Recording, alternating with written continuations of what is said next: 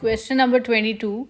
Function f is defined by f of x is equal to x plus 6 times x plus 5 times x plus 1. Function g is defined by g of x is equal to f of x minus 1. The graph of y is equal to g of x in the xy plane has x-intercepts at a, 0, b, 0 and c, 0, where a, b and c are distinct constants. What is the value of a plus b plus c?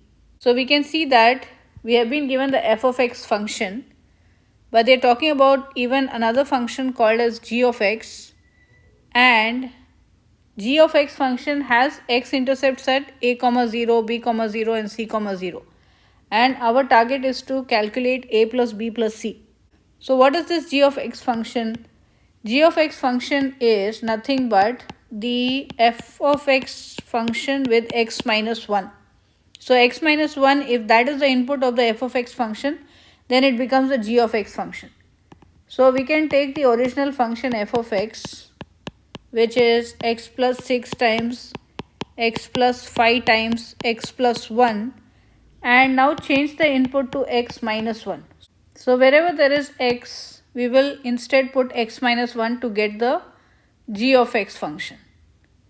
So we will have x minus 1 plus 6 times x minus 1 plus 5 and x minus 1 plus 1.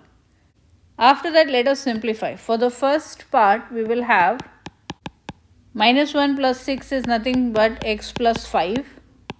Then minus 1 plus 5 is nothing but 4. Whereas for the last one, the plus 1 minus 1 cancels and we are only left with x.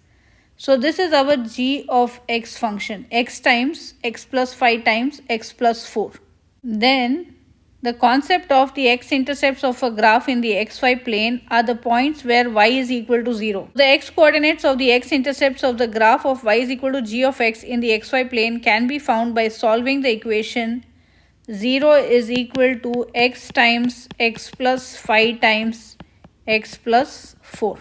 After this, we will apply the zero product property to this equation and it will yield 3 equations. So because of the zero product property, either x will be equal to 0 or x will be equal to negative 5 or x will be equal to negative 4.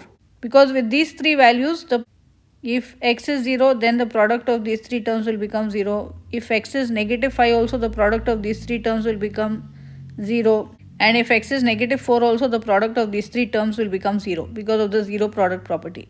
Therefore, the x-intercepts of the graph of y is equal to g of x are 0, 0, negative 5, 0 and negative 4, 0. These are the values which it is talking about earlier, a, 0, b, 0 and c, 0. So this could be our a, 0, this could be our b, 0, this could be our c, 0. And then we just have to add the a, b and c because that's what the question wants, a plus b plus c. So we will have 0, minus 5, minus 4 which is equal to negative 9. And that is matching to answer choice B. So negative 9 is the answer. So for question number 22, when we put it in the Desmos calculator, the f of x function and the f of x minus 1 function, f of x minus 1 is equal to g of x, as you know. So the blue one, if we observe the x-intercepts, minus 5, 0, minus 4, 0, 0, 0. So a plus b plus c, if we add minus 5 added to minus 4 will give, or in other words, negative 5 plus negative 4 gives negative 9. And this other one c is 0 itself. So negative 9 is the answer.